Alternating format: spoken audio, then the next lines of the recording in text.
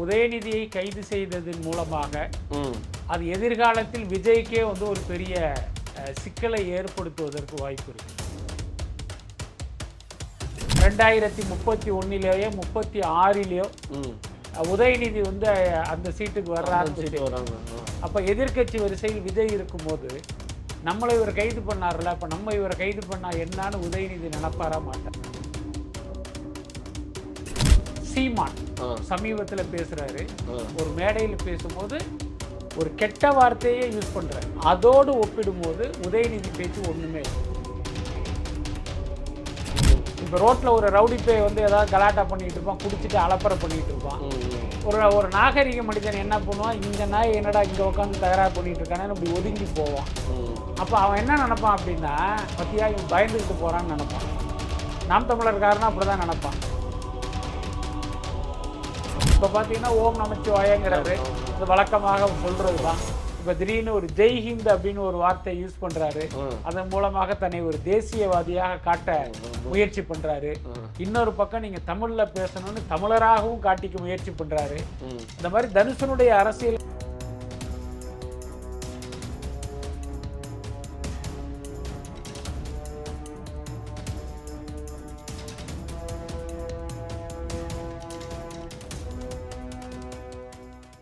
அக்கா நேயர்கள் வணக்கம். இன்னைக்கு நம்ம கூட பார்த்தோம்னா பத்திரிகையாளர் இஸ்மி அவர்கள் இருக்காரு. தமிழக அரசியல் பற்றி பல்வேறு விஷயங்கள் பேச போகிறோம், வாங்க பேசலாம். சார் வணக்கம். சார் வணக்கம்.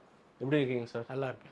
கண்டிப்பாக சார். முதல் படியாக பார்த்தோம்னா இவ்வளோ நாள் ஒரு அலை அடித்து ஓஞ்சிருக்குன்னு தான் சொல்லணும். மிகப்பெரிய பிரச்சனை நம்மளோட உதயநிதி ஸ்டாலின் அவர்கள் பேசின பேச்சு, அரெஸ்ட்டு. சார் அவர் என்ன பேசினாரு எல்லாருக்குமே தெரியும், அந்த அரெஸ்ட்டும் பார்த்துருப்பாங்க. சார் இந்த அரெஸ்ட் மூலமாக சமூக வலைதளங்கள் என்ன பேசுகிறாங்கன்னா, உதயநிதிக்கு ஒரு அட்வான்டேஜ் வந்துருச்சு அப்படின்ற மாதிரி பார்க்குறாங்க. இப்போ அவருக்கு வந்து ஒரு நேம் கிடச்சிருச்சு, திமுகவின் இன்னொரு வேர்ஷன் வந்துருச்சு அப்படின்ற மாதிரிலாம் பார்க்குறாங்க. இது எப்படி பார்க்குறீங்க? அதாவது இந்த விவகாரத்தில் உதயநிதி ஸ்டாலின் வந்து கைது செய்யப்பட்டதால் அவருக்கு வந்து ஒரு பெரிய மைலேஜ் இருக்கும் அப்படின்னா ஒரு வகையில் ஆமாம். என்ன காரணம் அப்படின்னா, இப்போ உதயநிதி ஸ்டாலின் துணை முதலமைச்சராக இருக்கும் போதே அவருக்கு தொலைக்காட்சியில் பார்த்தீங்கன்னா ஒரு ஃபுல் டே கவரேஜ் எல்லாம் கிடைச்சிருக்காது. ஒரு விழாவுக்கு போறாருன்னா அது ஒரு செய்தியாக போடுவாங்க, ஒரு சட்டமன்றத்தில் பேசுறாருன்னா அது ஒரு செய்தியாக போடுவாங்கன்னு அப்படி துண்டு துண்டாக தான் ஒரு தொலைக்காட்சி செய்திகள்ல இடம் பிடிச்சாரு. ஆனா அன்னைக்கு அந்த கைது செய்யப்பட்ட அன்னைக்கு பாத்தீங்கன்னா ஒரு முழு நாள் லைவ்லயே உதயநிதி ஸ்டாலின் இருந்தாரு. ஸோ அந்த ஒரு பப்ளிசிட்டி வகையில பார்த்தா அவருக்கு வந்து ஒரு மைலேஜ் கிடைச்சிருக்கு. ஆனா எதற்காக கைது செய்யப்பட்டார் அப்படிங்கும்போது ஒரு பெண்களை ஆபாசமாக தரக்குறைவாக பேசியதால் கைது செய்யப்பட்டாருங்கிற அந்த செய்தியும் அந்த கவரேஜோட சேர்ந்தே வந்துகிட்டு இருக்கு.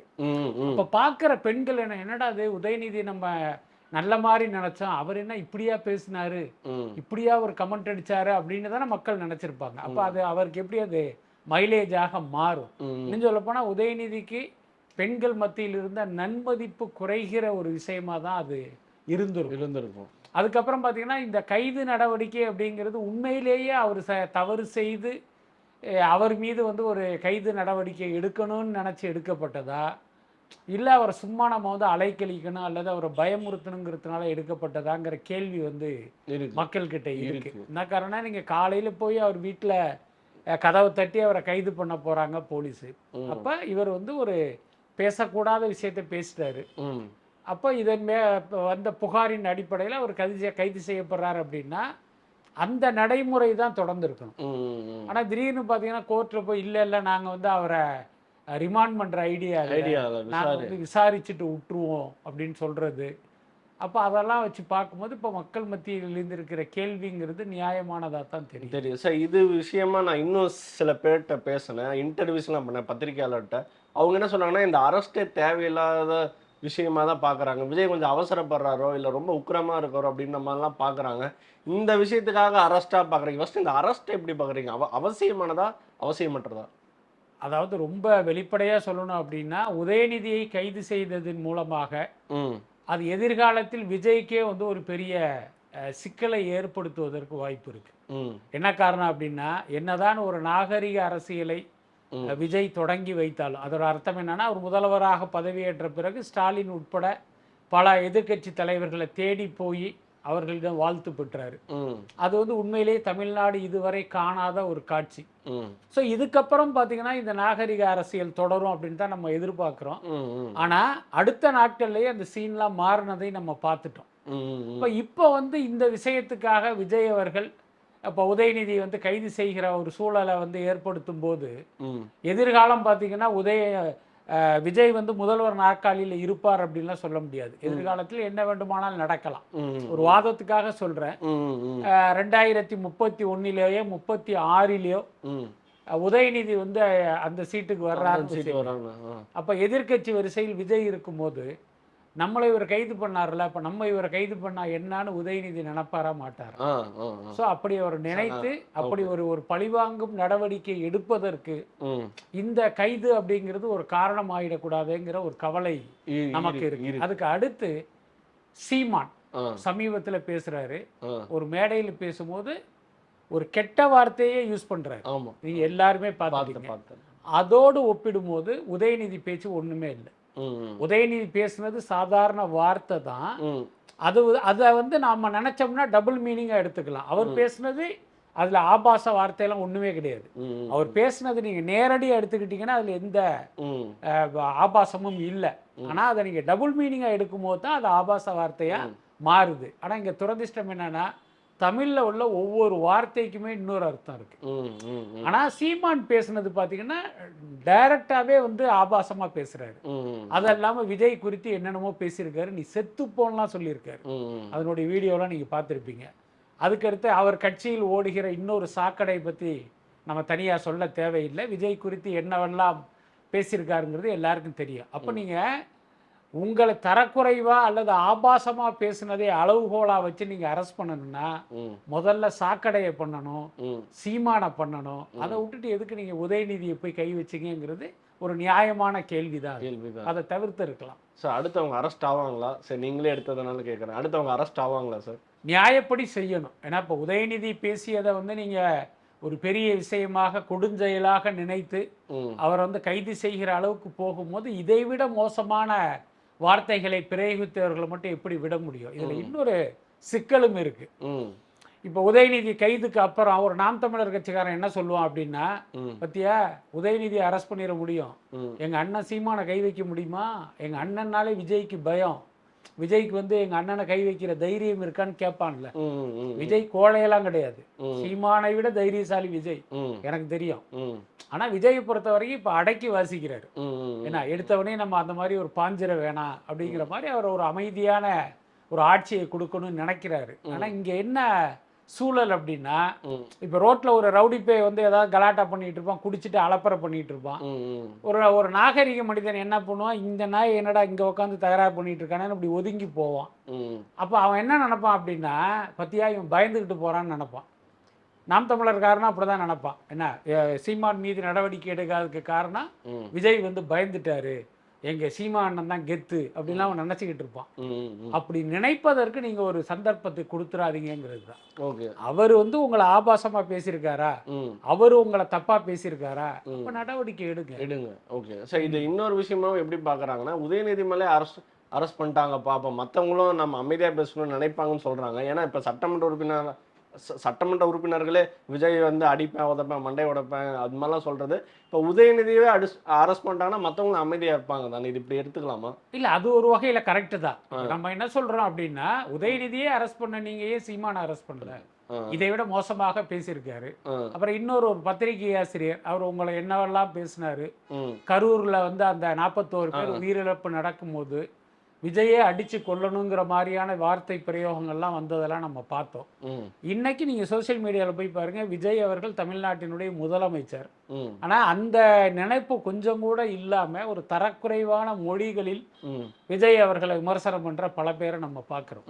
அப்படி இருக்கும்போது நீங்க நடவடிக்கை அப்படின்னா நீங்க அவர்கள் மீதெல்லாம் நடவடிக்கை எடுப்பது தானே சரியா இருக்கும். பட் அதே நேரம் நீங்க சொன்னது என்னன்னா ஒரு வகையில கரெக்டு தான். உதயநிதியே நாங்க அரெஸ்ட் பண்ணிட்டோம், நீங்க எல்லாம் ஒரு ஆளே கிடையாது என்ன அப்படிங்கிறதே வந்து ஒரு தெரிவிக்கிற மாதிரியான ஒரு விஷயமா கூட அதை நம்ம எடுத்துக்கலாம். ஓகே சார், முன்னாடியே நீங்கள் பதில் சொல்லிட்டீங்க, இருந்தாலும் கேட்குறேன்.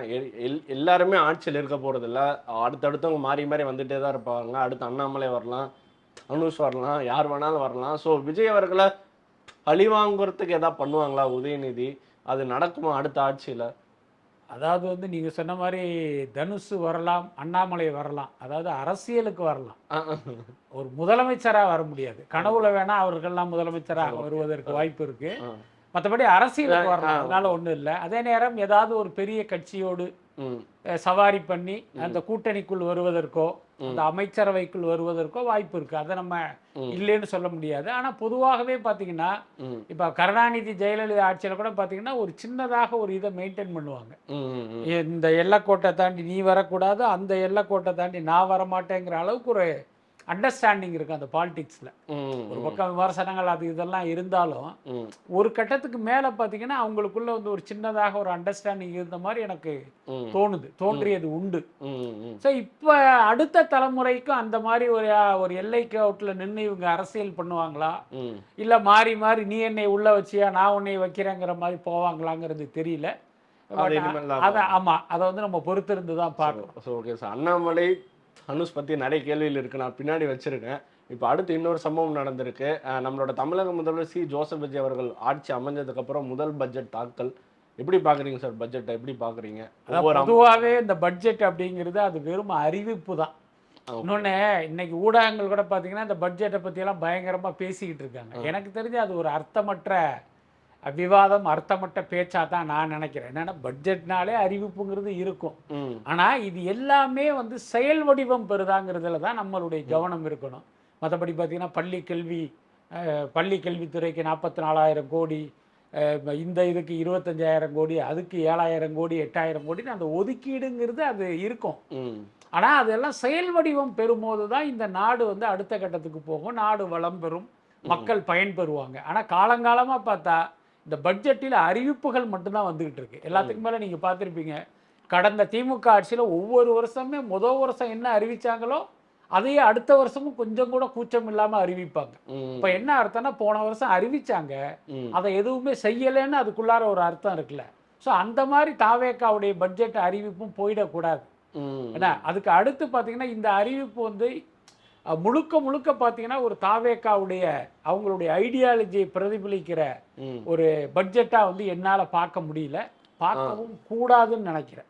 என்ன காரணம்னா இவர்கள் பதவி ஏற்று ஒரு 2 மாசத்துலேயே பட்ஜெட் வரும். ஆமாம். அப்போ நீங்கள் எப்படி வந்து ஒரு பெரிய ஹோம்ஒர்க் எப்படி பண்ணியிருக்க முடியும்? அப்போ என்ன பண்ணுவாங்கன்னா இதை எப்படியாவது ஒப்பேத்தி ஒரு விஷயத்தை முடிச்சிருவோங்கிற அந்த இதுதான் இருக்கும், நோக்கம் தான் இருக்கும். ஒரு முழுமையான தாவேக்காவுடைய கனவு பட்ஜெட்டா இது இருக்காது. அதனால இதுல ஒரு பெரிய குறை உங்களுக்கு தென்பட்டாலும் அதை வந்து ஒரு பெரிய விஷயமா நம்ம எடுத்துக்க வேண்டியது இல்லை. இப்ப அடுத்த வருஷம் பட்ஜெட் அப்படின்னா அது சீரியஸா அதை வந்து உண்மையிலேயே நம்ம ஒரு லென்ஸ் வச்சு பார்க்கணும். ஏன்னா அதுங்களுக்கு வந்து ஒரு டைம் கிடைச்சிருக்கும் அவங்களுக்கு. ஏன்னா அதுக்கப்புறம் இந்த நிலவரம் எல்லாமே ரியாலிட்டி எல்லாமே தெரிஞ்சிருக்கும். புரியுதா இல்லையா? அதனால இந்த பட்ஜெட்டை குறித்து வந்து நம்ம ரொம்ப டீப்பா போக வேண்டிய அவசியம் இல்லை நினைக்கிறேன் சார். இருந்தாலுமே பார்த்துருப்பீங்க, டிபார்ட்மெண்ட் வைஸ் அவங்க சொல்லியிருக்காங்க, புதுசா நிறைய சொல்லியிருக்காங்க. அறிவகம்னு ஒன்று இன்ட்ரடியூஸ் பண்ணியிருக்காங்க, பல விஷயங்களை இன்ட்ரடியூஸ் பண்ணியிருக்காங்க. உங்களுக்கு பிடித்ததெல்லாம் என்ன சொல்லுங்க? இல்ல இது எல்லாமே பாத்தீங்கன்னா அது நடைமுறைக்கு வரும்போது தான் சொல்ல முடியும். அது வெறுமனே ஒரு அறிவிப்பை மட்டும் பார்த்துட்டு அடடா சூப்பர் அப்படின்னு நம்மளால சொல்ல முடியல. ஏன்னா இதை தாண்டின கவர்ச்சிகரமான அறிவிப்பெல்லாம் நம்ம கடந்த காலத்துல பார்த்திருக்கோம். ஆனா அது எதுவுமே நடைமுறையில் சாத்தியப்படலைங்கும் போது அந்த அறிவிப்பை நீங்க புலகாங்கிதப்பட்டு அதை பாராட்டி என்ன ஆக போகுது? நம்மளோட எனர்ஜிக்கு தான் நஷ்டம். கண்டிப்பா சார். அதே மாதிரி இன்னைக்கு ஸ்டாலின் சார் வந்து அறிக்கை விட்டுருக்காரு, என்னன்னா நீங்க நேம் மட்டும் தான் மாத்திருக்கீங்கன்னு சொல்லியிருக்காரு. அது உண்மைதான். அது சில விஷயங்களுக்கெல்லாம் இப்ப கலைஞர் தொகைன்னு இருந்தது, இப்ப இனிமேல் உரிமை தொகைன்னு மட்டும்தான் இருக்கு. அந்த கலைஞர் அப்படின்றத தூக்கிட்டாங்க. இந்த மாதிரி நேம்லாம் மாற்றி லேபிள் பண்ணுறாங்க. இது எப்படி பார்க்குறீங்க? இல்லை அதில் எனக்கு பர்சனலாக உடன்பாடு இல்லை. என்ன காரணம், இப்போ நீங்கள் சொல்கிற அந்த கலைஞர் உரிமை தொகைன்னு ஒன்று எடுத்துங்களேன். அந்த உரிமை தொகை பெண்களுக்கு கொடுக்கறதுல உங்களுக்கு உடன்பாடு இருக்கா இல்லையா? அல்லது இது வந்து ஒரு வெட்டி செலவு அப்படின்னு நினச்சிங்கன்னா அந்த திட்டத்தை நீங்கள் நிறுத்திடுங்க. அதுக்கு உங்களுக்கு உரிமை இருக்கு. அதுக்கடுத்து இந்த திட்டம் வந்து ஒரு அற்புதமான திட்டம், இதனால் வந்து யாரோ பயனடைகிறாங்க, மக்களோ அல்லது பெண்களோ குழந்தைகளோ மாணவர்களோ மாணவிகளோ யாரோ பயன்பெறாங்க, இது ஒரு நல்ல ஸ்கீம்னு நினைச்சிங்க அப்படின்னா அது அப்படியே தொடர்றதுல என்ன பிரச்சனை? அதுக்கடுத்து ஒரு கலைஞர் பெயர்ல இருக்கு. நீங்க கலைஞரை ஏன் திமுகவுடைய தலைவரா பாக்குறீங்க? அவர் வந்து ஒரு முன்னாள் முதல்வர், தமிழ்நாட்டுக்கு பல அளப்பரிய சேவைகள் செய்த ஒருத்தர். நீங்களே விஜய் அவர்களே கருணாநிதி அவர்களை பல முறை வந்து சிலாகிச்சு பேசுனதை நம்ம பார்த்துருக்கோம். அப்படி இருக்கும்போது அது அவர் பேர்ல இருந்துட்டு போகட்டுமே. இப்ப அறிஞர் அண்ணா இருக்காரு, அவர் வந்து நீங்க திமுகவுடைய தலைவரா நம்ம பார்க்கலாமா? என்ன, அவர் வந்து தமிழ்நாட்டை ஆண்ட ஒரு முன்னாள் முதல்வர், தமிழ்நாட்டினுடைய வளர்ச்சிக்கு தன்னுடைய பங்களிப்பை கொடுத்த ஒருத்தர். அந்த அடிப்படையில தான் நம்ம அவரை பார்க்கணும். அதனால இதை வந்து நீங்க ஒரு கட்சி கண்ணோட்டத்தில் பார்க்க வேண்டிய அவசியம் இல்லை. ஏன்னா அதுக்கடுத்து என்னுடைய பர்சனலான விஷயம் என்ன அப்படின்னா, பொதுவாகவே எந்த திட்டங்களுக்கும் ஒரு தனிப்பட்ட ஒருவருடைய பெயரை சூட்டுறதுங்கிறது ரொம்ப ரொம்ப தப்பு. அதனால என்ன ஆகும் அப்படின்னா, இப்ப திமுக ஆட்சியில எல்லாத்துக்கும் கலைஞர்னு வைப்பாங்க. அப்ப அடுத்த ஆட்சி வரும்போது அதை மாத்துவாங்க. அதை மாத்துறதுக்கே பாத்தீங்கன்னா பல 100 கோடி செலவாகும். அப்ப உங்க பஞ்சாயத்துக்காக எதுக்கு எங்க பணத்தை விரயம் பண்றீங்கிறது என்னுடைய கேள்வி. இப்ப உதாரணத்துக்கு அம்மா உணவகம்னு வைக்கிறாங்க. அம்மாங்கிறது எனக்கும் உங்களுக்கும் அம்மா தான். ஆனா அதிமுக காரங்க எப்படி வச்சாங்கன்னா, அது ஜெயலலிதாவை மீன் பண்ணி வச்சாங்க. அப்ப திமுக ஆட்சியிலையும் பாத்தீங்கன்னா இந்த திட்டத்தை தொடர விட்டால் அது ஜெயலலிதாவுக்கு நல்ல பேர் போயிடும். அப்ப இதை முடக்கு அல்லது இது நிறுத்துங்கிற மாதிரி தான் அவங்க யோசிப்பாங்க. இப்படி இல்லாம அம்மா உணவகங்கிற இடத்துல நீங்க ஒரு அரசு உணவகம் என்ன, அல்லது பாத்தீங்கன்னா ஒரு விலையில்லா உணவகம், அந்த மாதிரி ஒரு காமன் நேம் வச்சிருந்தா அது எல்லா ஆட்சியிலையுமே தொடர்ந்துகிட்டு இருக்கும். அதனால நம்ம வந்து முதல்ல சரி பண்ண வேண்டியது அதைத்தான். எல்லாத்துக்கும் மேல விஜய் அவர்கள் இந்த முறை பாத்தீங்கன்னா இவங்க பாசையில சொல்லணும், இந்த லேபிள் ஒட்டுறதுக்கு பதிலா அதை பெருந்தன்மையோட கடந்து போயிருந்தார் அப்படின்னா அதுவே அவருக்கு ஒரு பெரிய மைலேஜை கொடுத்துருக்கும். இங்க பாருங்க, கலைஞர் பேர்ல ஒரு விஷயத்தை பண்ணாங்க, அந்த பேரை கூட மாத்தாம அதுக்கு நிதி ஒதுக்கீடு பண்ணியிருக்காரு பாருங்க. உண்மையில இவர் தாண்டா ஒரு நல்ல முதலமைச்சர் மக்கள் மனசுல இவருக்கு ஒரு பாசிட்டிவான ஒரு நேம் வரும். அந்த மாதிரியான ஒரு பரந்துபட்ட பார்வை வந்து இவங்கள்ட்ட இல்லாதது நமக்கு ஒரு சின்ன வருத்தம் தான். அந்த நேம் மாத்தினது ஒரு அரசியல் ரீசனா தான் இருக்குமா? இதுக்கு மேல இந்த நேமே அழிச்சணும்டா அப்படின்ற மாதிரிலாம் ஏதாவது இல்ல, அந்த நோக்கத்தில் இதெல்லாம் மாற்றப்பட்டால் அதை நம்ம வரவேற்கலாம். புரியுதா இல்லையா? அதாவது ஒரு காலத்துல உங்களுக்கு ஞாபகம் இருக்குன்னு நினைக்கிறேன், அரசு போக்குவரத்து கழகங்கள் எல்லாவற்றுக்கும் ஒரு பேரு இருந்தது. சோழன் போக்குவரத்து, சேரன் போக்குவரத்து கழகம், தீரன் சின்னமலை, மருதுபாண்டியர் போக்குவரத்து கழகம், பாண்டியன், பல்லவன்னு நிறைய இருந்தது.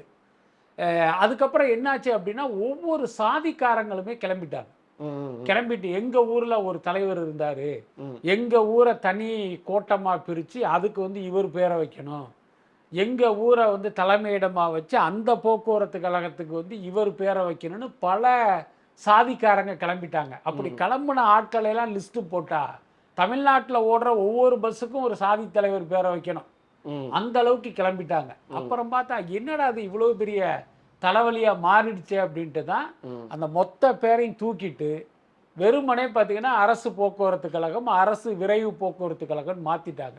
இதுல பெரிய கொடுமை என்ன அப்படின்னா, இவர்களுடைய பஞ்சாயத்துல அண்ணா போக்குவரத்து கழகமும் போச்சு, பெரியார் போக்குவரத்து கழகமும் போச்சு, மத்ததும் காலி. ஆமா, அதனால பாத்தீங்கன்னா எவ்வளவு பெரிய ஒரு சிக்கல் இருக்கு. அந்த மாதிரி இப்ப என்ன பண்ணணும் அப்படின்னா, இதெல்லாம் ஒரு பஞ்சாயத்தாக இருக்கும், ஒட்டுமொத்தமாவே இந்த பெயர்களையும் நீங்க தூக்கிடணும். அதை தவிர வேற வழி கிடையாது. Okay sir. அதே மாதிரி இன்னொரு மிக முக்கியமான நியூஸ் வந்து நான் நேற்று நியூஸ்ல பார்த்தேன். நம்மளோட ஃபினான்ஸ் டிபார்ட்மெண்ட்ல இருந்து ஒரு நியூஸ் வந்துச்சு. என்னன்னா, நாங்க வந்து புதுசா கடன் வாங்க போறோம் அப்படின்ற மாதிரி ஒரு நியூஸ் வந்து பெரிய தொகை, அது 1.5 லட்சம் கோடின்னு நினைக்கிறேன். 20,000 கோடி 22,000 கோடி வாங்கியிருக்கோம். தொடர்ந்து நாங்க கடன் வாங்க போறோன்ற மாதிரி சொல்லியிருக்காங்க. ஒரு நம்பர் சொன்னாங்க, அது பிக் நம்பர் தான் அது. சரி, இப்போ என்ன கேள்வினா, இதுவே தான் அவங்களும் சொன்னாங்க. இதுக்கு முன்னாடி இந்த திராவிட முன்னேற்ற கழகமும் அதான் சொன்னாங்க. இவர் என்ன சொன்னார்னா, ஃபினான்ஸ் டிபார்ட்மெண்ட்ல இருந்து நாங்கள் வந்து அனுமதிக்கப்பட்ட வகையில தான் வாங்க போறோம், நாங்கள் வந்து அந்த அரசாங்கத்திட்ட அனுமதி வாங்கியாச்சு, சென்ட்ரல் கவர்மெண்ட்டா அனுமதி வாங்கி தான் வாங்க போறோம்னு சொன்னாங்க. இதுவே தான் முன்னாடி தான் திமுக சொன்னாங்க, அனுமதிக்கப்பட்ட தொகை தான் வாங்கியிருக்கோம், அப்ரூவல் வாங்கி தான் வாங்கியிருக்கோம்னு சொன்னாங்க. இப்போ இவருமே மேற்கொண்டு கடன் வாங்க போறது ரொம்ப பெரிய அதிருப்தியை உண்டாகி இருக்குது. எப்படி பாக்குறீங்க? இல்லை, இது தொடர்ந்து நடந்துக்கிட்டு தானே இருக்கு. என்ன காரணம் அப்படின்னா, எனக்கு நினைவு தெரிந்ததிலிருந்தே நான் வந்து பட்ஜெட்டை வந்து கொஞ்சம் பார்த்துக்கிட்டு தான் இருக்கேன். ரொம்ப ஒரு பள்ளி மாணவனாக இருக்கும் காலத்திலிருந்தே அந்த பட்ஜெட்லாம் நான் வந்து கொஞ்சம் கவனத்தோட பார்க்கிற ஒரு மாணவனாக தான் இருந்திருக்கேன். ஆனால் எல்லா காலகட்டத்திலையும் பார்த்தீங்கன்னா தமிழ்நாட்டினுடைய பட்ஜெட் மட்டும் இல்லை, ஒன்றிய பட்ஜெட்டையும் சேர்த்தே சொல்கிறேன், வரவுக்கும் செலவுக்கும் பார்த்தீங்கன்னா ஒரு பெரிய இடைவெளி இருக்கு. ஒரு பற்றாக்குறை பட்ஜெட் தான் இது வரைக்கும் நம் நாடு சந்தித்து இருக்கிறது. என்ன பாருங்க, நமக்கு வரவை விட செலவு கம்மியா இருக்கு, வரவு நம்ம கிட்ட கையிருப்பு அதிகமா இருக்குன்னு இது வரைக்கும் எந்த பட்ஜெட்டும் பார்த்ததாக எனக்கு ஞாபகத்துல இல்லை. ஸோ அப்படி இருக்கும்போது இங்க உள்ள சூழலே அப்படிதான் இருக்கு. அதனால அதை வந்து நம்ம பெருசா விமர்சிப்பதுங்கிறது வேஸ்ட்டு தான். பட் அதே நேரம் நம்ம பார்க்க வேண்டிய விஷயம் என்ன அப்படின்னா, கடந்த திமுக ஆட்சியில் நீங்கள் கேள்விப்பட்டிருப்பீங்க, எல்லாவற்றுக்குமே 40% கமிஷன். இப்போ உதாரணத்துக்கு பாருங்க, ஒரு 2,00,000 கோடி ஒரு திட்டங்களுக்கு செலவு பண்ணுறாங்க அப்படின்னா, நீங்கள் 40% கமிஷன் அப்படின்னா அதில் வந்து 80,000 கோடி போயிடும். அப்போ 1,20,000 கோடி தான் அந்த செலவிடப்படுது. 80,000 கோடி கட்டிங்காக கமிஷனாக பல ஆட்கள் வந்து அதை பகிர்ந்துக்கிறாங்க. இதுதான் கடந்த காலத்தில் நடந்தது. ஸோ இந்த தாவே காட்சியில் பார்த்தீங்கன்னா இன்னைக்கு லஞ்சம் கிடையாது, கமிஷன் கிடையாது, கட்டிங் கிடையாது. அப்படிங்கும் போது இப்போ இவர்கள் அறிவித்த திட்டங்களுக்கு என்ன தொகையை ஒதுக்குனாங்களோ அது அப்படியே வந்து அந்த மக்களுக்கு போய் சேரும். அது வந்து ஒரு பாசிட்டிவான விஷயம். ஆனால் அப்படி சேரணும், அதுதான் முக்கியமான விஷயம். ஏன்னா லஞ்சம் கிடையாது, லஞ்சமே நாங்கள் ஒழிச்சிட்டோம்னு சொல்லிட்டு இன்னொரு பக்கம் பார்த்தீங்கன்னா அது வந்து தொடரக்கூடாது. அது ஒரு முக்கியமான விஷயம். அதுக்கு அடுத்து நீங்க சொல்ற மாதிரி அந்த நிதித்துறை செயலாளர் அந்த சித்திக் சொன்ன மாதிரி கடன் வாங்கலாம், ஆனால் அந்த கடன் வாங்குகிற பணத்தை நீங்கள் ஆக்கப்பூர்வமான விஷயங்களுக்கு செலவு பண்ணணும். புரியுதா இல்லையா? நீங்க அங்கேயிருந்து கடன் வாங்கி நாங்க மகளிர் உதவித்தொகை 2,500 கொடுக்குறோம்னு எல்லாருக்கும் அள்ளி கொடுத்துடக்கூடாது. புரியுதா இல்லையா? நீங்க வாங்குறதே கடன் வாங்குறீங்க. கடன் வாங்குறதுங்கிறது வளர்ச்சி திட்டங்களுக்கு தான் பயன்படுத்தணும். அதைத்தான் அவர் சொல்லியிருக்காருன்னு நினைக்கிறேன். ஓகே சார், இப்போ இது மூலமா விஜய் அவர்களுக்கு ஒரு கெட்ட பேர் வந்துடாது. ஏன்னா அவங்க ஆட்சி வரும்போது கடனை ஒழிப்போம், லஞ்சம் ஒழிப்போம், ஊழல், அதுக்கான முயற்சியில தான் இருக்காங்க. பட் ஆனால் கடன் பொறுத்து அவர் அன்னைக்கே சொன்னார், அவர் அனௌன்ஸ்மெண்ட் அது அவர் முதல்வரா டே 1லயே சொன்னாரு கடன் இவ்வளோ இருக்குன்னு. இப்போ மேற்கொண்டு கடன் வாங்குறது ஒரு அதிருப்தியை உண்டாக்கிறதா விஜய் மேல? இல்ல, அதாவது அதிருப்தியை ஏற்படுத்துங்கிறதுல எந்த மாற்றமும் இல்லை. அதே நேரம் இந்த நிலவரத்தை, யதார்த்த நிலவரத்தை வந்து கொஞ்சம் நீங்கள் நுணுக்கமாக பார்த்தீங்க அப்படின்னா அப்படி அதிருப்தி வருவதற்கு வாய்ப்பு இல்லை. ஏன்னா யார் உட்காந்தாலும் இதெல்லாம் நடக்கும். ஒரு வழியை நீங்கள் வந்து அரசை நடத்தணும், ஊழியர்களுக்கு சம்பளம் கொடுக்கணும். அதுக்கடுத்து நீங்கள் அந்த பட்ஜெட்டில் போய் பார்த்தீங்கன்னா அந்த வருவாய்ங்கிறது பார்த்தீங்கன்னா ரொம்ப ரொம்ப குறைவாக இருக்கு. என்ன அப்போ செலவீனங்கள் தான் அதிகமாக இருக்கும்போது அப்போ என்ன வழி? இப்போ கடன் வாங்குவதை வந்து தவிர வேற வழியே இல்லைங்கிறது தான் இன்னைக்கு சூழ்நிலை. ஆனா இப்ப விஜய் போன்றவர்கள் என்ன நினைக்கிறேன் அப்படின்னா, அதிமுக ஆட்சி காலத்துல கடன் வாங்கினாங்க, திமுக ஆட்சி காலத்துல கடன் வாங்கினாங்க, நாமளும் வாங்குவோம்னு நினைக்காம இந்த நிலை மாறணும், இந்த நிலையை மாற்றணும். அதுக்கு என்ன பண்ணணும்னு அவங்க யோசிக்கணும். அதுக்கு வந்து இந்த 2 மாசம்ங்கிறது போதாது. அப்ப அடுத்த பட்ஜெட்ல இந்த விஷயங்கள் எல்லாமே மாறி இருக்கணும். அது ரொம்ப ரொம்ப முக்கியம். ஓகே சார், இந்த ஆட்சி முடியும் போது என்ன ஆகும்னு உங்களுக்கு தோணும் சார்? எவ்வளோ லோன் இருக்கும்னு நினைக்கிறீங்க? கம்மியாக இருக்குமா, அதிகமாக இருக்குமா, எப்படி இதே மாதிரி இருக்குமா? இல்லை, அதுதான் நிச்சயமாக ஒரு 1,00,000 கோடி வருஷத்துக்கு வாங்கினாங்கன்னா நிச்சயமாக அப்படி நீங்கள் கணக்கு போட்டு பார்க்க வேண்டியது தான். அப்போ எல்லாத்துக்கும் மேலே பார்த்தீங்கன்னா இப்போ வந்து உங்களுக்கு பணவீக்கம் ஒரு பக்கம் இருக்கிறதுனால எதிர்வரும் காலங்களில் வந்து இந்த கடன் வாங்குற தொகைங்கிறது அதிகமாக தான் இருக்கும் சார். அப்ப மக்கள் ஒரு நம்பிக்கை வச்சிருந்தாங்களே விஜய் மேல, விஜய் அவர்கள் தமிழக முதல்வர் வந்து கடனை குறைச்சிருவாரு. இல்ல இல்ல, அது நீங்க முதல்ல புரிஞ்சுங்க. மக்கள் வந்து தமிழ்நாட்டின் மேல் உள்ள கடனை விஜய் குறைச்சிருவாருன்னு யாரும் அவருக்கு ஓட்டு போடல. அப்படி முதல்ல புரிஞ்சுக்கோங்க. திமுக அதிமுக ஆட்சியில அவங்களுக்கு வந்து ஒரு பெரிய அதிருப்தி இருந்தது. ஸோ இவருடைய ஆட்சியில எந்த தவறும் இல்லாம ஒரு நல்லாட்சியை தருவாரு, நமக்கு நல்லது பண்ணுவார், நாட்டுக்கு நல்லது பண்ணுவாருன்னு தான் அவரை உட்கார வச்சிருக்காங்க. மற்றபடி தமிழ்நாட்டில் இவ்வளவு கடன் இருக்கு, அதை இவர் மாத்திருவாரு அப்படிங்கிறதெல்லாம் மக்கள் நினைத்திருப்பார்களாங்கிறது எனக்கு ஒரு டவுட்டு தான். அதே நேரம் விஜய் ஆட்சிக்கு வந்த புதுசுல நம்ம கேள்விப்பட்ட ஒவ்வொருத்தர் தலையிலையும் 1,23,000 ரூபாய் கடன் இருக்குன்னு ஒரு பத்திரிகை செய்தியை பார்த்துட்டு சில பேர் பார்த்தீங்கன்னா முதலமைச்சர் நிவாரண நிதிக்கு என் மேல் உள்ள கடன் இந்த 1,25,000 நான் தர்றேன்லாம் அனுப்புனதெல்லாம் நம்ம பார்த்தோம். பட் இதெல்லாம் என்னன்னு கேட்டீங்கன்னா ஏதோ ஒரு சுவாரஸ்யமா இருக்குமே தவிர நடைமுறையில் வந்து எல்லாரும் என் மேல உள்ள கடனை இந்த அடைச்சிட்றேன்ட்டு பணத்தை அனுப்ப முடியுமா? அதனால பாத்தீங்கன்னா இந்த கடன் வாங்குவதுங்கிறது தவிர்க்க முடியாது.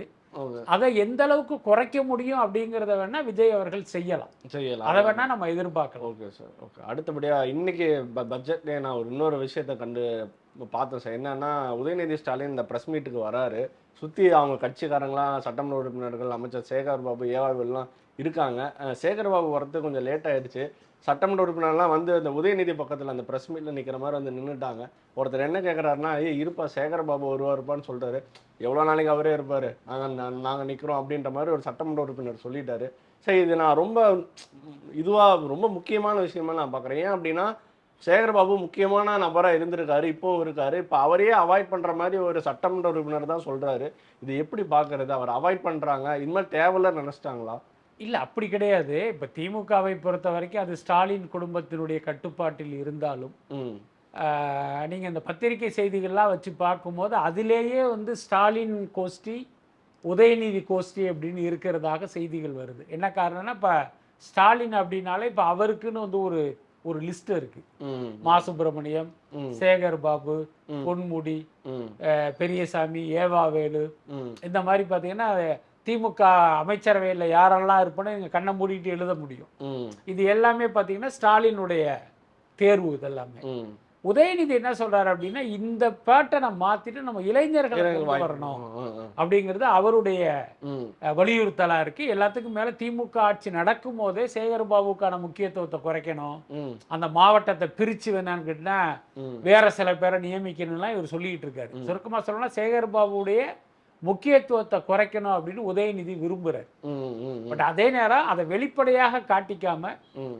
ஏன்னா அவருக்கான முக்கியத்துவத்தை கொடுக்குற மாதிரியான ஒரு சீன்லாம் போட்டுக்கிட்டு தான் இருக்காங்க. இன்னைக்கு அது ஒரு வெளிப்படையா தெரிஞ்சிருச்சு. அவர் வரல அப்படிங்கும்போது, அவர் வரலைன்னா என்ன, என்ன நம்மளே எடுத்துக்குவோம் அப்படின்னு ஒரு உதயநிதியுடைய ஆதரவாளருடைய குரலா அதை நம்ம எடுத்துக்க வேண்டியது.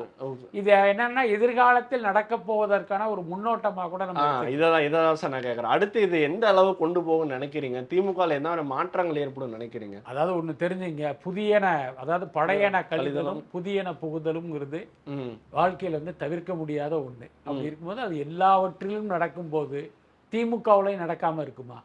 ஒரு காலத்துல பாத்தீங்கன்னா முதலமைச்சராக கருணாநிதி அவர்கள் இருக்கும்போது அவருடைய நிழல் மாதிரி இருந்தது ஆற்காடு வீராசாமி. ஆற்காடு வீராசாமி வந்து ஒரு மின்துறை அமைச்சரா இருந்தாரு. ஆனா அவருடைய துறை சார்ந்த வேலைகளை பார்க்கறத விட கருணாநிதி பின்னாலதான் எப்பயுமே டிராவல் பண்ணுவார். தமிழ்நாட்டுல ஒரு மிகப்பெரிய மின்வெட்டு பிரச்சனை நிலவும் போது கூட அவர் அதெல்லாம் சால்வ் பண்ணணும்னு நினைக்கல. கருணாநிதியுடைய நிழலாகவே இருப்பாரு. அதுக்கப்புறம் என்னாச்சுன்னா வயோதிகம் காரணமாக அவர் அந்த இடத்திலிருந்து நகர்த்தப்பட்டார். இன்னைக்கு பார்த்தீங்கன்னா ஒரு முதுமையில் வந்து அவர் இருக்காரு. அவரெல்லாம் திமுக தொண்டர்களும் நினைச்சு பார்க்கல, திமுக நிர்வாகிகளும் நினைச்சு பார்க்கல. அதனால அதே மாதிரி துரைமுருகனுக்கு கொடுத்த முக்கியத்துவம்லாம் நமக்கு தெரியும். இன்னைக்கு அவருக்கு என்ன முக்கியத்துவம் கொடுக்குறாங்கிறதெல்லாம் நம்ம பார்க்குறோம். அதனால அது வந்து கால மாற்றம் எல்லாமே நடக்கும். சேகர் பாபுக்கான முக்கியத்துவம் குறைவதும் அதில் அடக்கம். Okay sir. இப்போ அடுத்தபடியாக அதிமுகவை சேர்ந்த சிவி சண்முகம் அவர்கள் புசி ஆனந்தை போய் பார்த்துட்டு வந்திருக்காரு. எப்படி எடுத்துக்கலாம்? அவர் நான் கேட்டதுக்கு சும்மா அலுவல் காரணமாக தான் நான் போய் பார்த்துட்டு வந்தேன்னு சொல்றாரு. ஆனால் இது எப்படி எடுத்துக்கலாம் சார்? அதாவது ஏற்கனவே அதிமுக பிளவுபட்டுருச்சு. எடப்பாடியுடைய அதிருப்தியாளர்கள் ஒரு 25 பேர் இருக்கிறத வந்து நம்ம ஏற்கனவே கண் கூட பார்த்தாச்சு. அதுக்கப்புறம் என்னன்னா தங்களுடைய பதவி பறி போயிடும் அப்படிங்கிற பயத்துல மீண்டும் வந்து எடப்பாடியோட வந்து ஒரு அப்படி சமரசமான மாதிரியான ஒரு தோற்றத்தை ஏற்படுத்திட்டு இருக்காங்க. ஆனா அவர்கள் மனரீதியாக இருப்பது தாவேகா கூட தான். ஆனா வேற பதவியை காப்பாற்றி கொள்வதற்காக வேற வழி இல்லாம அவங்க வந்து எடப்பாடி கூட இருக்காங்க. இதுதான் உண்மை. இன்னொரு பக்கம் பதவியை ராஜினாமா பண்ணிட்டு தாவேகாவில் சேர்ந்த எம்எல்ஏக்கள் அவர்கள் மீது வழக்கு இருக்கு. அவங்களுடைய ராஜினாமாவே ஏற்கக்கூடாது, அவர்கள் ராஜினாமா செய்த தொகுதியில வந்து தேர்தலை நடத்தக்கூடாதுன்னா வழக்குகள் போயிட்டு இருக்கு. அப்ப இவங்க எல்லாருமே இந்த வழக்கு என்ன ஆகும்னு காத்துக்கிட்டு இருக்காங்க. அது அந்த ராஜினாமா செய்த எம்எல்ஏக்களுக்கு சாதகமா இருந்துச்சுன்னா இவங்களும் ராஜினாமா பண்ணிட்டு தாவேகாவில் சேர்ந்து மீண்டும் இடைத்தேர்தலை சந்திப்பாங்க. இதுதான் நடக்க போகுது. அதே நேரம் பாத்தீங்கன்னா இன்றைய சூழ்நிலையில் அவர்கள் அதிமுகவில் நீடிக்கிறாங்க. ஆனா எடப்பாடிக்கு ஆதரவா அவங்க இல்ல. இது எல்லாருக்கும் தெரிந்த உண்மைதான். சோ அந்த அடிப்படையில் ஏதோ ஒரு அடுத்த கட்ட நகர்வுக்காக ஒரு புசி ஆனந்த பாக்குறது, இன்னொரு பக்கம் செங்கோட்டையனோட பேச்சுவார்த்தை நடத்துறதுங்கிற ஒரு விஷயம் நடந்துகிட்டு இருக்கு. மொத்தத்தில் பாத்தீங்கன்னா அதிமுகவில் இன்னொரு பிளவு ஒரு பகிரங்கமாக வெடிக்க போகுது அப்படின்னு வேணா சொல்லலாம். எடுத்துக்கலாம். அது அப்படிதான் எடுத்துக்கலாம். அதை நோக்கி தான் இது நகர்ந்துகிட்டு. இந்த சந்திப்புகள் எல்லாமே அதை நோக்கியதா தான் இருக்கு. Okay sir. அடுத்தபடியாக இன்டர்வியோட இறுதி பகுதிக்கு வந்துட்டோம் சார். நான் இன்டர்வியூ ஸ்டார்டிங்ல விஷயம் சொல்லியிருந்தேன், அண்ணாமலையும் அனுஷம் முதல்வராக வந்துட்டா என்ன பண்ணா, சும்மா பேச்சுக்கு தான் சொல்லியிருப்பேன். நீங்க வாய்ப்பே இல்லை, பேச்சு கூட வாய்ப்பு இல்லைன்றீங்க. அது அவங்களால ஏன் முடியாதுன்னு நினைக்கிறேன். இல்ல பொதுவா தெரிஞ்சுங்க, ஒரு முதல்வர் பதவிங்கிறதெல்லாம் சாதாரண விஷயம் இல்லை. ஒரு எடப்பாடி மாதிரி ஓ பன்னீர்செல்வம் மாதிரி என்ன ஒரு ஃப்ளூக்லன்னு தான் அந்த வார்த்தையை நம்ம பயன்படுத்தணும், அல்லது ஒரு அதிர்ஷ்டத்தில் அந்த முதல்வர் நாற்காலியில் அமர்கிற பாக்கியம் வந்து எல்லாருக்குமே கிடைக்காது. முதல்வர் நாற்காலியில் ஒருத்தர் அமரணும் அப்படின்னா அவர் மிகப்பெரிய மக்கள் செல்வாக்கு பெற்ற ஒரு தலைவராக இருந்தால்தான் சாத்தியம். ஸோ அப்படிப்பட்டவர்கள் தான் கடந்த காலங்களில் அந்த முதலமைச்சர் நாற்காலியிலே உட்கார்ந்துருக்காங்க, விஜய் உட்பட. இதில் ஏன் எடப்பாடி பன்னீர்செல்வத்தை வந்து அதிர்ஷ்டத்தில் வந்தாங்க அப்படின்னா, ஜெயலலிதா காலத்துல அவங்க சிறைக்கு போறாங்க, அதனால இவரை இது பண்றாங்க, அப்படிதான் வந்தாரு.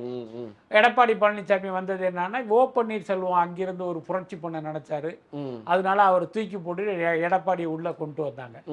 அப்படி எல்லாருக்கும் நடக்காது. அதுக்கடுத்து அண்ணாமலையா இருக்கட்டும், தனுஷா இருக்கட்டும், அண்ணாமலை ஒரு கட்சியினுடைய மாநில தலைவராக இருந்து மக்களால் அறியப்பட்ட ஒருத்தர். ஆனா மக்கள் ஆதரவு பெற்ற தலைவர் இல்லை, அறியப்பட்ட ஒருத்தர், அவ்வளவுதான். அந்த பாஜகவுல இருந்த வரைக்கும், அதாவது பாத்தீங்கன்னா அந்த ஒரு பூவோடு சேர்ந்து நாரும் மணக்கிற மாதிரி பாஜகவுடைய தமிழ்நாடு தலைவராக இருந்ததால் அவருக்கு ஒரு அட்டென்ஷன் கிடைச்சது, அதனால் மக்களால் அறியப்பட்டார், அவ்வளவுதான். மற்றபடி தமிழ்நாடே திரண்டு அவர் பின்னாலையெல்லாம் நிக்கல.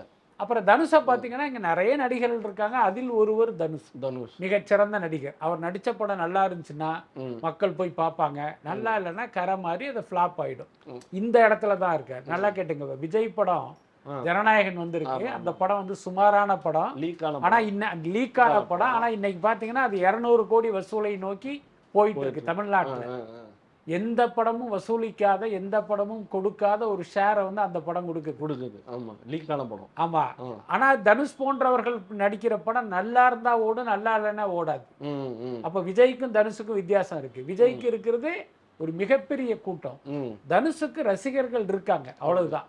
அந்த ஆதரவை வச்சு இவரால பாத்தீங்கன்னா அரசியல்லையும் ஜெயிக்க முடியாது, ஆட்சியையும் பிடிக்க முடியாது.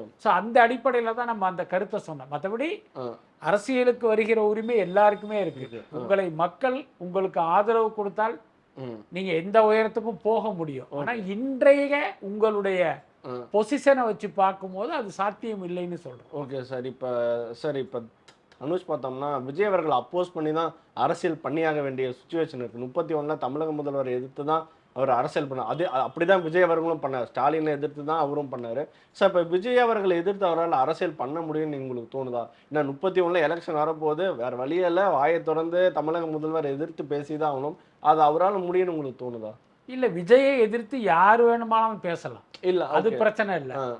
விஜய்க்கு எதிராக நீங்கள் குரலை உயர்த்தி அந்த அரசியல்ல உங்களால ஜெயிக்க முடியுமாங்கிறது தான் உங்களுக்கு கேள்வி. விஜயை வீழ்த்த முடியுமாங்கிறது தான் அது முடியும். ஒன்றும் இல்லை, இன்னைக்கு நீங்க சோசியல் மீடியாவுக்கு போனீங்கன்னா எவனா விஜய் பத்தி விமர்சனம் பண்ணிட்டு இந்த மாதிரி நாளைக்கு தனுஷும் கூட விமர்சனம் செய்யலாம், அது பிரச்சனை இல்லை. ஆனா உங்களுடைய விமர்சனம் விஜயை வீழ்த்துமா, என்ன அந்த விஜய் இருந்த இடத்துல உங்களை போய் அமர வைக்குமா அப்படிங்கிறது தானே கேள்வி. அதுக்கு வந்து வாய்ப்பு அவரால் முடியும். அதுக்கு அடுத்து எனக்கு தெரிந்து தனுஷ் பார்த்தீங்கன்னா ஒரு தனி கட்சின்னு போறதை விட வேற ஏதாவது ஒரு கட்சிக்குள் டிராவல் பண்ணுவதற்கு வாய்ப்பு இருக்கு, அப்படிதான் நான் நினைக்கிறேன். தனிப்பட்ட என்னுடைய யூகம். என்ன காரணம், ஒரு தனி கட்சி அப்படின்னா அதுக்கு ஒரு பல கோடி ரூபாய் தேவைப்படும். அந்த அளவுக்குலாம் தனுஷ் கிட்ட பணம் இருக்கான்னு தெரியல. ஒருவேளை பாஜக பேக்கிங்ல இருந்து அவங்க ஏதாவது செலவு பண்ணி இவரை தனி கட்சி ஆரம்பிக்க வைக்க போறாங்களாங்கிறது தெரியல, அதை நம்ம பொறுத்து இருந்து தான் பார்க்கணும். சரி, இன்றையோட இறுதி கேள்வி சார், நான் அதான் வச்சிருந்தேன். அவர் அடுத்த கட்டமா என்ன சார் பண்ண போறாரு? ஏன்னா இப்பதான் ஒரு ஸ்கூலுக்கு பில்டிங்லாம் கட்டி கொடுத்துருக்காரு, இப்பதான் குட்டி குட்டி விஷயங்கள்லாம் பண்ணிட்டு இருக்காரு. ஸோ அடுத்த கட்ட அவரோட பிளான் என்னவா இருக்கும், என்ன மாதிரியான மூமெண்ட்ஸ்லாம் இருக்கும், அவருக்கு பின்னாடி இருக்கிறது யாரு, என்ன மாதிரி இருக்க போகுது சார் அவர்? இல்ல, அதான் அவருடைய இலக்கு என்னங்கிறது நமக்கு தெரிஞ்சிருச்சு, அது அரசியல் அப்படிங்கிறது. அவர் வெளிப்படையாக அதை வாய்விட்டு சொல்லலைனாலும் இப்ப அவர் கூட இருக்கிற அவருடைய ரசிகர் மன்ற தலைவர் சுப்பிரமணிய சிவா வந்து அதை உரிய நேரத்தில் அறிவிப்பார் தான் தொடர்ந்து சொல்றாரு. அவர் அரசியலுக்கு வரமாட்டார்னு அவர் சொல்லல. ஸோ அதை வச்சு இவர் அரசியலுக்கு வரப்போறாருங்கிறது புரிஞ்சிருச்சு. அப்படி அரசியலுக்கு வருவதாக இருந்தால் அந்த 31 எலெக்ஷனை பேஸ் பண்ணி வரணும், அப்படி இல்லைன்னா 29 நடக்கிற அந்த மக்களவை தேர்தலுக்கு முன்னால வரணும், ஏதோ ஒரு இடத்துல வரப்போறாரு. மக்களவை தேர்தலை பேஸ் பண்ணி இவர் வந்தார் அப்படின்னா இவர் பின்னால வந்து பாஜக இருக்கிறத நம்ம ஈஸியா புரிஞ்சுக்கலாம். என்னன்னா நீங்க தமிழ்நாடு அரசியல் தான் உங்களுடைய நோக்கம்னா நீங்க 31 தேர்தலை பேஸ் பண்ணி தான் வரணும். 29ங்கிறது மக்களவை தேர்தல். அப்ப நீங்க அதை பேஸ் பண்ணி வர்றீங்க அப்படின்னா பாஜகவுக்கு ஃபேவரா வந்து நீங்க ஏதோ பண்ண போறீங்கன்னு தான் நம்ம புரிஞ்சுக்கணும். ஓகே, அதனால இவரு மேல அந்த சாயம் வருது சார். இப்ப அனுஷ் மேல மட்டும் ஏன் அந்த சாயம் வருது? இல்ல, அதுக்கு என்ன காரணம், இது எல்லாமே யூகம் தான். தனுஷை பொறுத்தவரை அந்த சாயம் ஏன் வருதுன்னு என்ன காரணம்னா இவர் ரஜினியுடைய மருமகனா இருந்திருக்காரு. ரஜினி வந்து பாஜகவுடைய ஆளாக இங்க வந்து ஒரு ஆன்மீக அரசியல் எடுத்துட்டு வரணும்னு நினைச்சாரு. RSS இருந்து வாடகைக்கு ஆளை எடுத்து அர்ஜுனமூர்த்தின்னு ஒருத்தரை தான் நான் வந்து ஒரு ஒருங்கிணைப்பாளர் அப்படின்னு இவர் அறிவிச்சாரு. அப்புறம் பாஜகவுக்கும் ரஜினிக்கும் நெருக்கமாக இருந்த தமிழறிவு மணியனை கொண்டாந்து பக்கத்துல நிறுத்தினாரு. புரியுதா இல்லையா? இப்ப தனுஷும் பாத்தீங்கன்னா ஒரு ஆன்மீகவாதியா தன்னை காட்டிக்கிறாரு. அப்ப இவர் அரசியலுக்கு வந்தா ஒரு ஆன்மீக அரசியல கையில் எடுப்பாரு. அதன் மூலமாக அவர் முதுகுல சவாரி பண்ணி நம்மளும் வரலான்னு பாஜகவுக்கு நிறைய கணக்குகள் இருக்கும். ஸோ அதனால இதெல்லாம் நம்மளுடைய யூகம் தான். பட் இவர் அரசியலுக்கு வரும்போது இவர் என்ன மாதிரி வாய்ஸ் அவுட் பண்றாரு, என்ன மாதிரி பேசுறாருங்கிறத வச்சு தான் நம்ம முடிவு பண்ண முடியும். இப்ப பாத்தீங்கன்னா ஓம் நமச்சிவாயங்கிறாரு, அது வழக்கமாக அவர் சொல்றதுதான். இப்ப திடீர்னு ஒரு ஜெய்ஹிந்த் அப்படின்னு ஒரு வார்த்தை யூஸ் பண்றாரு. அதன் மூலமாக தன்னை ஒரு தேசியவாதியாக காட்ட முயற்சி பண்றாரு. இன்னொரு பக்கம் நீங்க தமிழ்ல பேசணும்னு தமிழராகவும் காட்டிக்க முயற்சி பண்றாரு. அந்த மாதிரி தனுஷனுடைய அரசியலுங்கிறது இப்ப கொஞ்சம் குழப்பமா இருக்கு. நாளாக நாளாக அதுல ஒரு நமக்கு ஒரு கிளாரிட்டி கிடைக்கும். அப்ப நம்ம விரிவா பேசலாம். ஓகே சார், இவ்வளவு நேரம் இன்டர்வியூ நல்லா இருந்தது சார். இதே மாதிரி இன்னொரு சந்திக்கணும். நன்றி.